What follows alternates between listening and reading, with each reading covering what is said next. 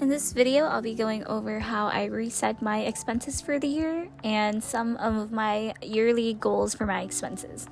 I do a similar reset every year, but this year I want to note it down for future reference so that I'm not always scrambling at the start or at the end of every year. I started using Notion this year, so that's where this list is currently being built out on.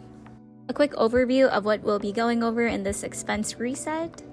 We'll start off with creating a new spreadsheet for the new year, then reviewing the current year to make my budget, goals, and any adjustments for the new year, and lastly, creating a new tab in my loan spreadsheet to track that for the new year. Last year, I started separating the individual year from my original expenses sheet and changed the original one to more of just an overview. I really like this process a lot more though, because now I'm able to more clearly see all of the details for each month versus before I would basically reset some of the things to only track for the current month. That might make no sense, but really these types of sheets you create for yourself anyways, and you do whatever makes the most sense to you. So first I'll be creating a new expenses sheet for the new year. I'm starting with comparing the current year's spending sheet with my template sheet to see where I need to make adjustments.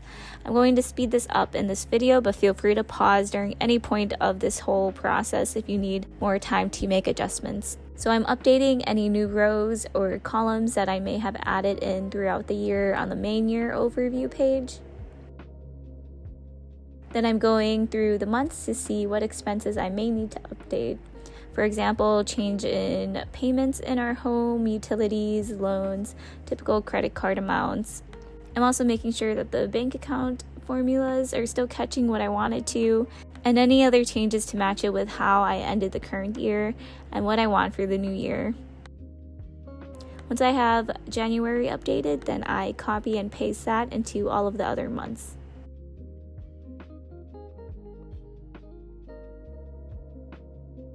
And then remember to go back and fill in any month-specific notes. For example, car insurance for me is paid only every 6 months, so I'm going back and putting that note into the March and October tabs. Now I'm going in on the budget tab and making any updates on there. Again, just matching the template with the current year's sheet. Once you've made all the generic updates, go in and copy the file to make a new sheet for the new year.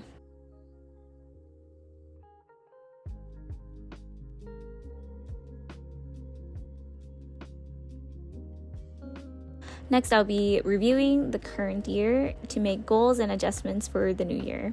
I'm going into my spendings over the year sheet. I've been keeping track of my expenses basically since I had expenses to keep track of, which was after college around 2016. So the original one has all of my information from then, and I can compare and see my progress. So I'm just going to the current year's year overview tab, selecting all and then copying it over to the over the years sheet in the current years tab. You want to make sure to do the right click and paste special to paste the values only. And then that will automatically change everything in the current years column on the over the years tab. Some things may not totally line up, so I'm going through each line and reviewing it to see how I did or if things need to be changed. I like to manually review it anyways, just because then I have more control over it and it makes me actually look at the numbers. At this point, since I'm making this before the year ends, I don't have the December numbers yet, but I'll still copy over what I have because it'll still give me a good rundown of the year so that I can start preparing and making expense goals for the next year. And then later on in January, once I have my money date for the December expenses, I'll go back in and copy over the final year's numbers. But for now, this will do.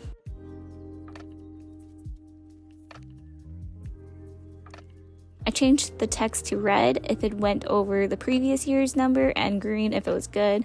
I keep the text black if it's neutral, meaning I don't really keep a harsh budget in that particular area. And then once I'm done reviewing all of the numbers, I like to put any notable things for the year underneath it. For example, this year most of the additional income was just from my student loan refund. I'm just continuing down to my net worth, going through each category here. You'll probably have to check your bank and retirement fund accounts to get your totals. Again, just noting anything at the bottom below the table. Once I'm done with that, I scroll a little farther to kind of make some budget and goals at the bottom. I'm copying over the formulas from 2021 to 2022, and it looks like it all matches up well, so no changes were needed. This gives me a quick way to look at and compare some numbers for goals I have.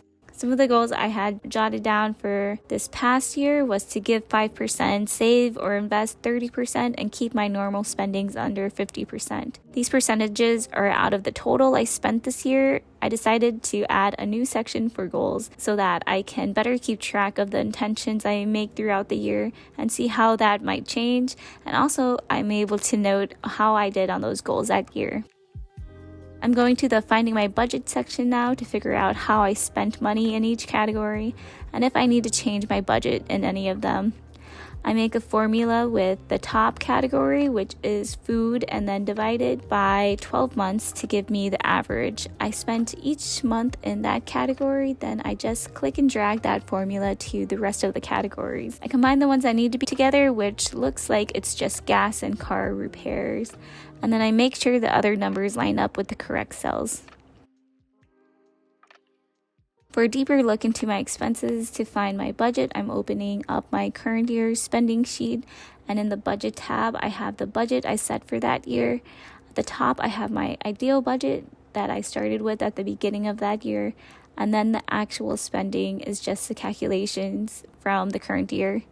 To plan for the next year, I created a little table next to the current year's spending, and I'm just looking at the average and then also each month to come up with a budget number for each category. At the end, I'm calculating the sum of the new budget numbers.